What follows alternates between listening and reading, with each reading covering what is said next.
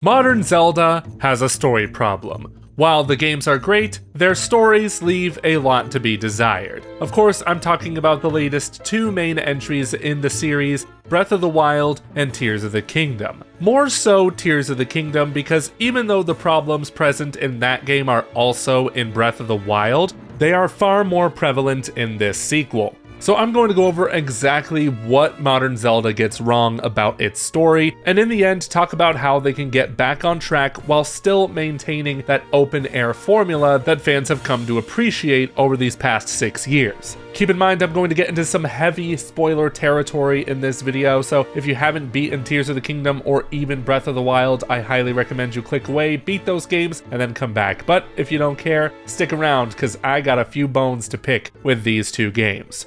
Firstly, a great story, more often than not, has a great protagonist, and Link is just not that. To put it bluntly, Link is boring. He has no personality, he doesn't react to anything the story throws at him, and it's not that he doesn't talk. He doesn't have to talk. You can still have an interesting character that's completely silent. But again, he has approximately zero personality. What really gets me is that he doesn't react to significant story moments. In Tears of the Kingdom, when it's revealed to Link that Zelda turned into a dragon thousands and thousands of years ago, what is his reaction to it? Just staring. He's just staring at her.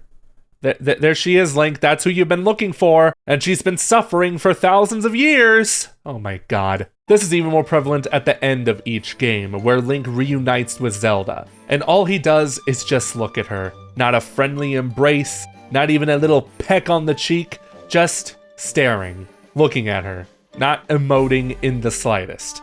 Look, I know his name is Link because he's supposed to be the link between the player and the game, so the game supposedly relies more on the player's reactions than his, but previous Zelda games have thrown that rule aside. Wind Waker, Twilight Princess, Skyward Sword, those Links felt like their own characters. It helped make the stories that much better. Especially in Skyward Sword, one of my favorite Zelda games because of the story. We see Link and Zelda together, Link is clearly happy to be with her, they clearly care for one another, but here in the new Zelda games, I don't sense an ounce of emotion.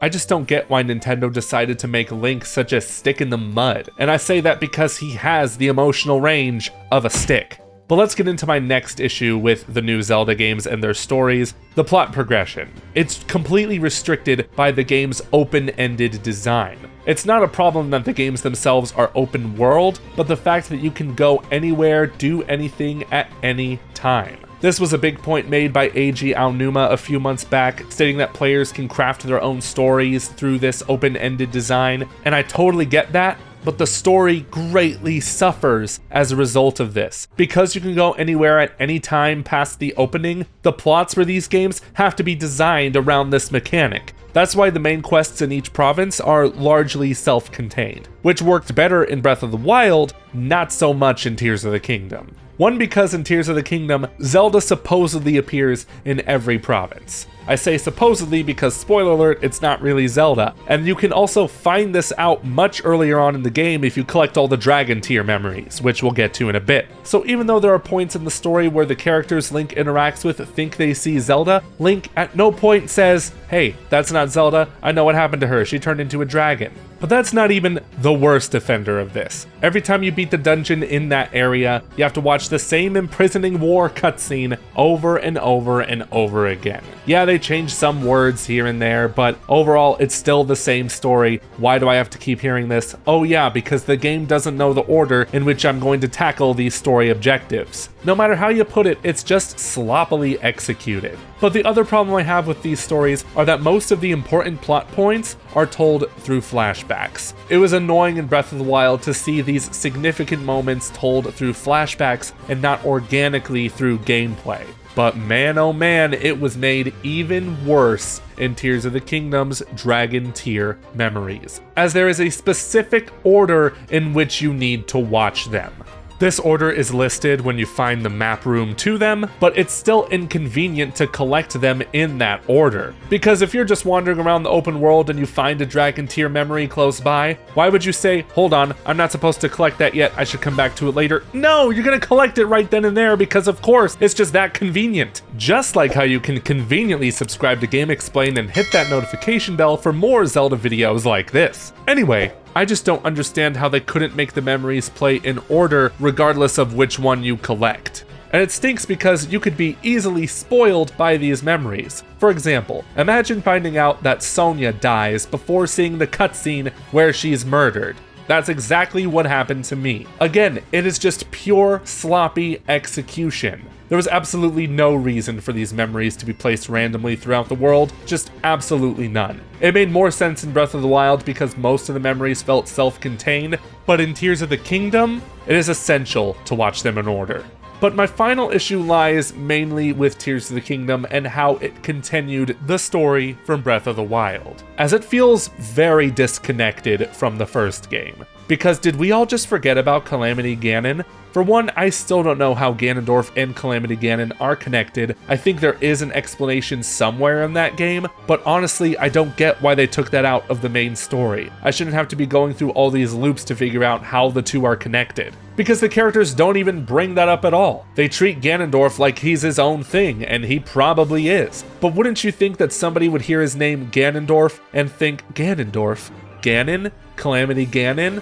Hold up, wait a minute. Even Zelda talks about this in one of the Dragon tier memories. Just his name, even that, it gives me pause. Why, Zelda? Why does that name give you pause? Can you give us more of an explanation, please? But that's not even the biggest offense. Let's talk about the Sheikah technology, the shrines and the towers. They're just completely gone in the game with no explanation, as if they were cleared out very, very carefully. Even the Shrine of Resurrection looks like it just completely disappeared.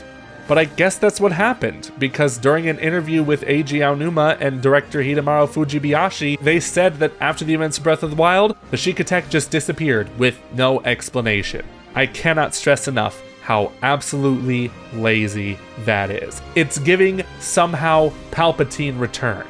Look, I'm aware not everything needs to be explained in a story, but there's a difference between being vague and just not trying. If the Zelda team doesn't care about the details of this world, then why should we, the player? It's clear that story was not the development team's biggest priority when making this game or even Breath of the Wild. But at least in Breath of the Wild, they purposefully held back. They didn't give too many details away, they put a lot of exposition in the beginning, it was a very simple story all around, but in Tears of the Kingdom you could tell they just wanted to make the story a little bit bigger, but they had trouble committing. So, how could they fix the story for the next Zelda game? Well, in my opinion, the story's gotta be linear from now on. The game world can still be massively open. Heck, you can even make the whole world explorable from the beginning like you've been doing these past two games, but story progression, I feel, just has to stay linear. Otherwise, you will run into the problem of having to repeat the same imprisoning war cutscene 4 different times. Plus, wouldn't that theoretically make a story easier to write? You won't have to consider that the player went here before going here. It just seems like you're able to make a more cohesive narrative that way. Let's think about another open world game, Red Dead Redemption 2, a game very heavy on story. And I'm not exactly saying that the next Zelda game should go as heavy on the story as Red Dead Redemption 2 did, but it just goes to show you could still have a story told in a linear fashion while also having a massive open world to explore. In fact, most of the world was explorable from the beginning, at least after the prologue section in the snow, so there you go. The next fix is very simple. Don't make Link a literal blank slate. Give him a personality. Give him a more meaningful backstory, meaningful relationships. Just look at Skyward Sword. That's all I have to say. Go back to Skyward Sword, look at how Link was handled in that game, how beautifully handled that was. Even giving other characters great development, like with Groose, would be greatly appreciated.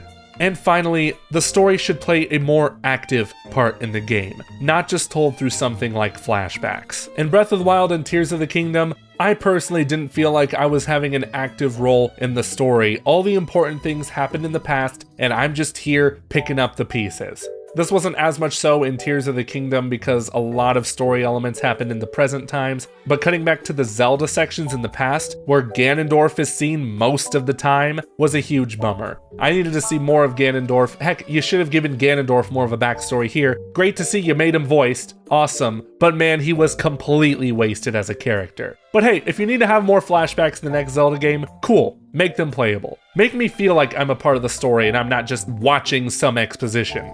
In the end, Breath of the Wild and Tears of the Kingdom are fantastic games in their own right. But one of the main reasons I play Zelda games are for their stories. I'm not saying Zelda stories are like literal Shakespeare or anything, some of them are fairly basic, but most of them did a great job at making me care. Care about the world, the people in it, and even the main character Link, who hasn't even spoken an entire word outside of the CDI games. The amount of emotion in his eyes through games like Wind Waker and Skyward Sword made him just that much more interesting than he was in Breath of the Wild and Tears of the Kingdom. In the end, I really hope the Zelda team puts a little more of a focus on story in the next Zelda game, not making it an afterthought, instead an integral part of the game experience, because man, I want a story as good as Skyward Sword again. I'm gonna be real, I love Skyward Sword, loved its story. But thank you so much for watching this video here on GameXplain. Again, subscribe if you liked it, hit that notification bell for more videos like this one, and until next time, bye bye.